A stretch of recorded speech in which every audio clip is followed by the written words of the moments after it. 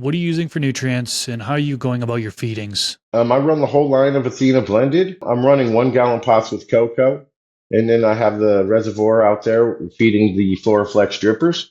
So, with the 1 gallon pots, you're able to feed it multiple times a day, get those drybacks and fertigations. I used to grow in larger pots, and then I would hand water every day or every other day, depending on the stage of the plant.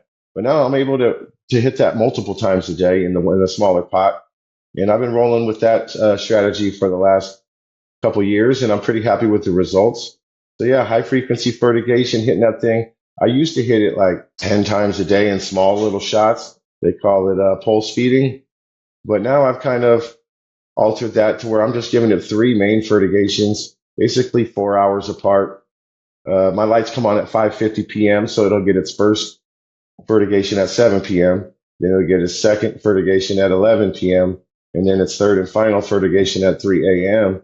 And then it has time to dry back in between each one of those fertigations because it's such a small pot. And then you don't really want to hit it too far or too close to when your lights are going out.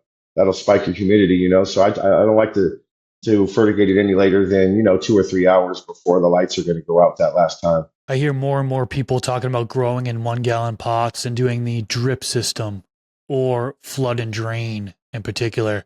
I actually recently experimented running 1 gallon pots, fabric pots, and putting them on a wick system, the Tray to Grow by Autopot, and had some difficulty. I don't know if there was just a layer of roots at the bottom that was preventing it from wicking all the way up throughout the medium or what, but I had to actually up pot it. And Okay. ripping apart those fabric pots or to up pot are such a pain, biggest pain. I'm never gonna up pot from a fabric pot to anything else. Yeah, they're a pain in Anytime the butt soon. because the roots start growing into the fabric, and yeah, it's Yep. not ideal to transplant out of for sure. It tore it all apart and it was a mess. And yeah, I don't think I'm gonna be doing 1 gallon pots on the Tray to Grow anymore. Yeah, try it with a nice drip system next time. You'll probably get better results. I'm just not sure about those wicking pots. I mean, I have never personally used them, but the one thing that's kind of always confused me about them is, I've been taught my whole growing career or my growing hobby, however I should say, you need runoff when you're running in cocoa so that your roots don't get covered in salt.